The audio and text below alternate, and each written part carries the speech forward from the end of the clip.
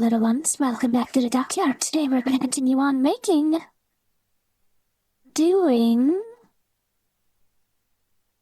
messed up my speech. Just continue on doing reaction videos. So this one was a fastest RC jet car runway testing something. I don't know quite well. I recently watched the other version, the Jet RC Car 1.0. This seems to be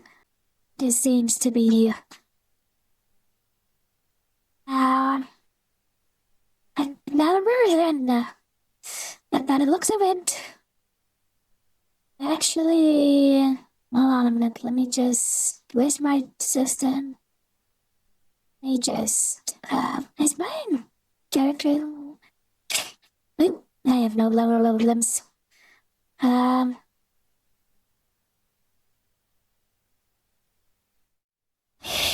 As you can see, the previous one wasn't bad, but this one is, not bad looking. It seems like it's been patched up. Anyway, let's just see what happens. This is a video about what happened when I took my homemade remote control jet car to a huge runway to see how fast it would go. Last time out it crashed spectacularly, but it had the potential to go much faster, meaning I was keen to fix it up and push it to the limit at a wider track. So here's how I rebuilt the car with some interesting modifications, what happened when I took it to the runway, and the aftermath, discovering what went wrong again. This vehicle started life as any other electric RC car, but has had quite an interesting life so far. You might have seen my video where I strapped some makeshift aero devices on the car in an attempt to make it go faster around the corner. I made some giant wings and also glued rubber scales to the underside of the floor to experiment with downforce and ground effect. I also raced the rear of the car to accelerate the air and increase the ground effect, just like modern Formula 1 cars. During the tests I had my fair share of accidents as I found the limit of what the car could do, but through pushing to find this limit, I gained a good understanding of the aerodynamics of this car and what worked and what didn't through trial and error. Skipping forward a few months, I took the same chassis and fixed a microjet turbine to it as another experiment. Although crude, I knew that learning to operate a jet turbine on a small, simple vehicle like this would be really helpful for future projects. I removed the electric motor and other electronics and fitted a fuel tank and mounts for the jet engine. This meant that the car would be entirely powered by the turbine, with the wheels freewheeling just like a skateboard. I needed a braking system though, so I hooked up the old drive shafts and hooked them to a central disc brake which could be applied when I wanted to slow down and when I wanted to hold the car stationary as the engine ramped up to idle power. I thought there was some real potential in this car, so I decided to develop the car a little further by fitting it with an aerodynamic body and large rear fins to make the car more stable in a straight line. Then I took it to a racetrack with some really long straights. Here I spent the day slowly notching up the speed until I approached the 100 miles an hour mark. I was really impressed with how the car performed, despite its short wheelbase and high centre of gravity. For a car really thrown together over just a couple of weeks, it was doing pretty well at not instantly disintegrating or bursting into flames. I achieved a total speed of 118 miles an hour before I ended the day by running out of skill and ending up on the grass. Yeah. I enjoyed that coming towards me. At least I'd learned a lot and the car had proved itself. Thankfully, the car and the engine weren't damaged too badly. I made sure to carefully inspect and clean the engine, as these are super high tolerance things, as you might expect, but this one is actually extremely strong, as it turned out. The only damage was to the thrust tube, which I fixed using some precision tools. Now I can set my sights on a new goal of getting this prototype jet car to the UK's biggest RC speed event. If I could rebuild the car in time with a few changes and improvements, I'd have access to a gigantic runway. So what did I change on the car during the rebuild? I had quite a tight turnaround to get everything ready for the event, so I set to work by fitting a brand new shell to the car, which was the exact same body as the one I'd used before. This time though, I mounted this shell a bit lower down on the chassis. This meant I could lower the engine as well, and therefore for the overall CG, or centre of gravity, of the car to improve stability. This is how high the engine was on the original towers, which do look a bit ridiculous now. So I printed out some new mounts which were a bit shorter. I didn't want to change too much on the car, as otherwise I'd introduce too many unknowns into the mix, but I was keen to add some improvements to the car and things that you'd told me in the comments that you'd like to see. I also got help from a few of my viewers. This is Michael Stallone, another YouTuber, who gave me some suggestions for how to set up my suspension. This involves stiffening them with short lengths of fuel tubing. Cool, man. Thanks very much. One thing everyone wanted to see me use after the last video was a gyro, so I decided I would Yeah.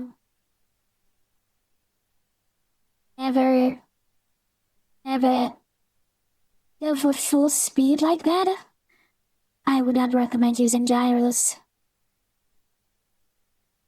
Stabilizing gyros? Yes, those they're disc that are spinning in a high speed circle, and then they're the ones who balance it out. That is fine, but electronic gyros? I know how they work. They only turn the wheels just to like feedback wheels. If the chassis turns, then the wheels start turning. That might be a bad thing. I would not recommend putting gyros unless you use a aircraft. Maybe an RC aircraft and normal RC driving, but not high speed, especially on such a small wheelbase. Try one out this time. A gyro corrects the wheels automatically. It senses the direction of the car and adjusts the steering output to keep the car's I don't tires access straight. it. I've never used a gyro before, and I'm going to have to use it for the first time now at the airfield. So, what could go wrong? This time I was keen to run the car with enclosed wheels, but as it turned out there wasn't enough room for the front wheels without them rubbing, so I had to cut out the arches. As the previous polycarbonate rear fins had worked so well last time, up to 100 miles an hour, I decided not to change the design of these, only improving their stiffness slightly with some custom 3D printed brackets. All that I needed to do after fitting the new wing was to put everything together, fuel up the car and run the engine to check that it still worked.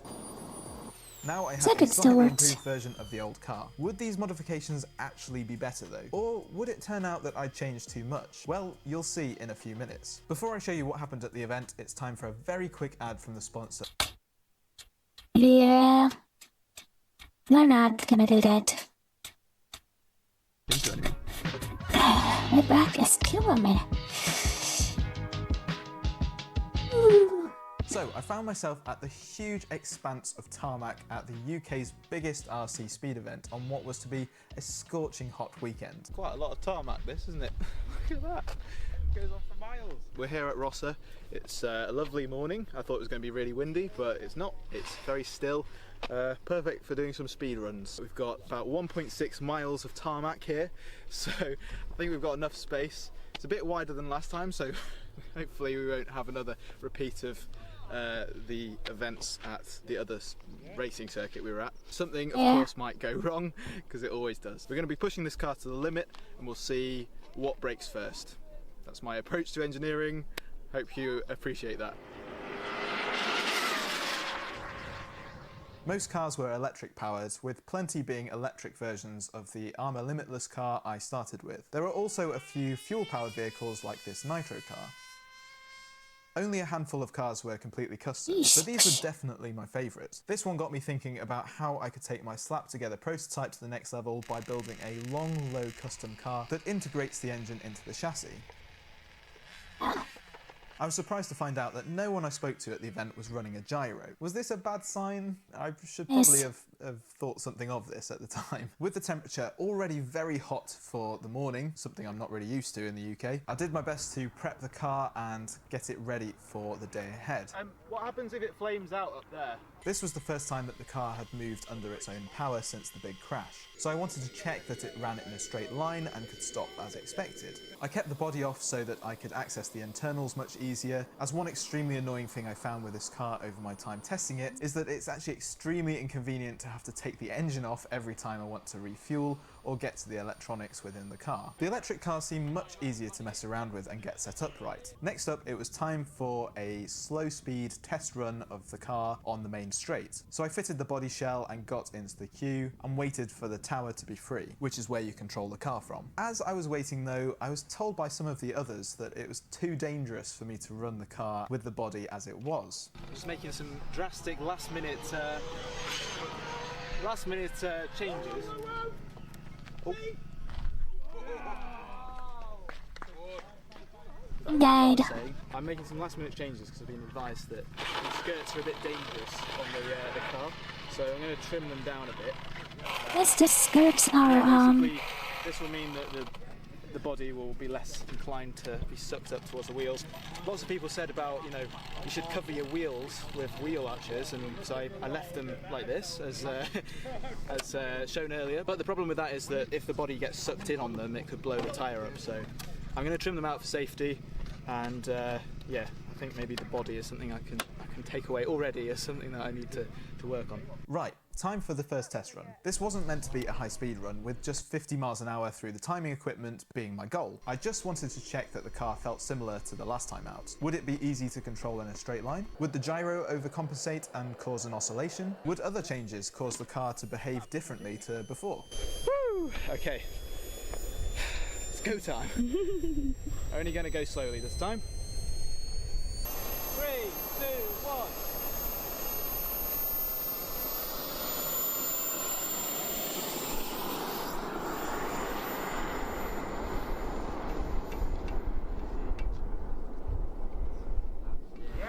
Perfect.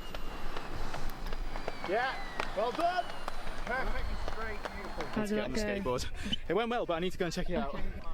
That's exactly what I was aiming for. I was aiming for 50. Well, slightly short actually, but yeah. So, the car seemed absolutely fine, no problems whatsoever. But I'd have to give it the beans if I was to compete with the likes of some of these conventional electric cars. yikes. Some of them, like this one of Kevin Talbot's, had some of the largest brushless motors I've ever seen, with some ridiculous cell counts. We might put 2 of this in there, that was the original plan. Right. Was to get another one of these and put it there, and another 2 of these and have it there. 12S on that side, 12S on that side. Now, instead, we're going to put an MGM in there and do a 15S. Nice. On one motor. With it my turn again to climb the tower, I got the car set up further down the runway and fired up the engine. I hadn't changed anything on the car between these 2 runs. This time though, I wanted to aim for 100 miles an hour to get my speed up to where it was on the previous test day. I tell you what though, it was so unpleasantly hot on this tarmac by this point, so after 5 minutes of starting the car up, checking everything, and trying not to pass out from the heat, maybe I'm being a bit dramatic there, I rushed back to the tower. I was pretty confident. The car was well trimmed, it was already proven at the speed I was aiming for, and all I had to do was keep it in a straight line. What could go wrong? Well, you're about to see. Going for run now.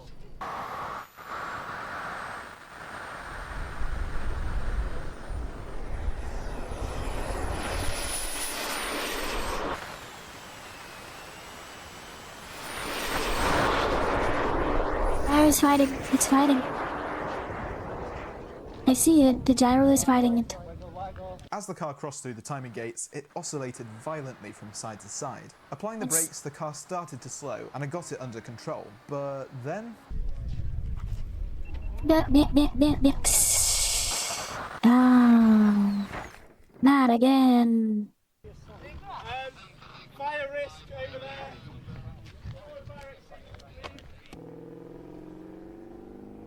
Oops. Had a slight problem. The car was in kicked in. bits again. It's fixable. But yeah, thankfully we didn't get any fire, which was a bit worrying. But oh well, we got into a bit of a speed oscillation there. Unfortunately, only got to 77 miles an hour, I think, which is rubbish. Very rubbish. As I assessed the damage, theories about what caused the crash started to circulate. I think it might have been the gyro.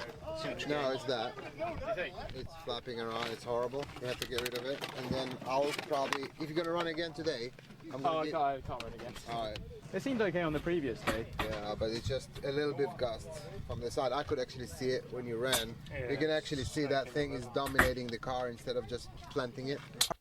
Now, I think the fins were actually helping it. In fact, the fins were actually trying to help stabilize it. But I think the gyro is just okay. I don't trust gyros unless it's spinning gyros.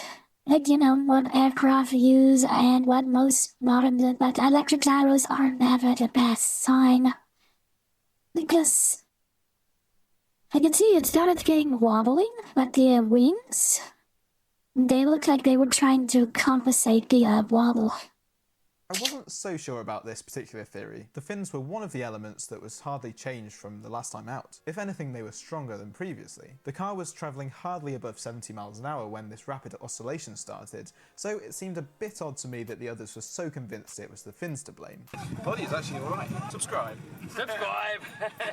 To me, it seemed like the gyro had overcompensated, but I decided I'd have to do an investigation to test my theory using the scientific method. However, before I could run some experiments, some startling new evidence came to light which proved that neither the fins or the gyro were to blame for what happened at the end of the run. Now I've had a chance to look at the footage on my computer, I can tell that there was actually a completely separate problem which actually caused the crash. Here you can hear the car throttle up just before it went into the dirt, which suggests that a loss of signal and an incorrectly set failsafe were to blame. Checking the transmitter, I found that the failsafe was indeed reversed. This meant that instead of cutting the throttle, the engine went full throttle, accelerating the uncontrolled car straight to the scene of the accident. Why did I make this huge fatal mistake? Well, I think it might have been due to making last-minute changes to the radio just before the run, while being slightly delirious from the intense heat of the runway. Next time, I need to be more careful, as this is really a pretty dangerous error to make. Okay, so a loss of signal can be blamed for the actual crash, but what about that ginormous speed wobble? Assessing the footage, it doesn't look like the fins of the car are distorting at all, which adds some evidence to my theory about the gyro being to blame for this rapid speed wobble. But how could I find out for sure? My idea was to rebuild the car with its original electric motor, using the old parts from the original car. This would mean that I could run some tests with the car at speed, with and without the gyro, and with and without the fins, to do a logical process of elimination. Before taking this car out again though, I noticed some evidence that might be key. As I revved up the car statically with the wheels on, the gyro started to freak out all over the place. With the gyro disconnected, this didn't happen, of course. To see what the effect was at speed, I took the car out with the rebuilt wing attached and went up and down this road with the gyro turned on. And yep, there was that speed wiggle.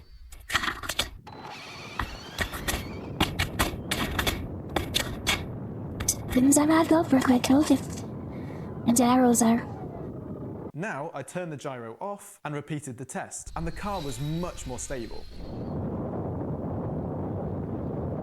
The next day I returned with the car minus its fins. I reran the test both with the gyro active and the gyro deactivated, and the car seemed quite unstable and was difficult to keep in a straight line in both scenarios. So the fins are actually helping quite a lot.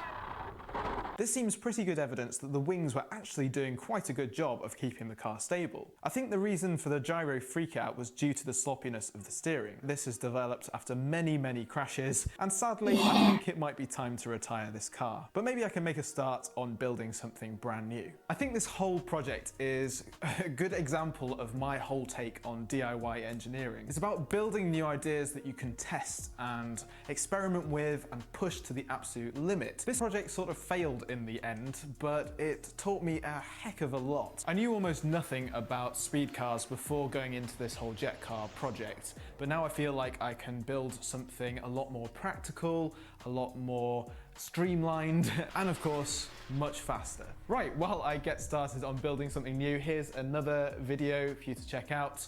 I think you'll enjoy that one too, so have a watch. Yeah. I would say that even now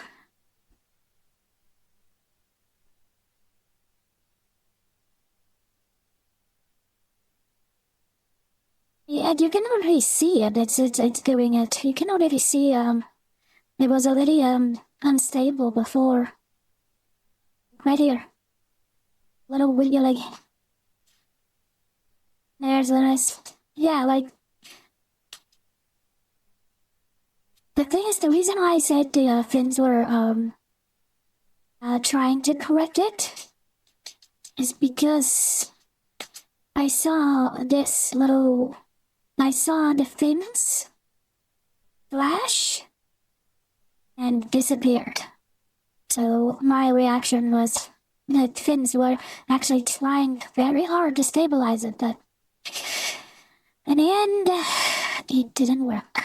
But this pop-up system won't like this. Thank you for watching. It's been a while, and I'm going to start doing more reaction videos, especially on stuff like this, engineering, and even a little cats and little memes, and a little bit try not to laugh, although my laugh or humor is kind of terrible. So yeah, thank you for watching, little ones, and as well, I'll see you all next time. I am Yamato, and I'm signing off. Bye bye, little ones.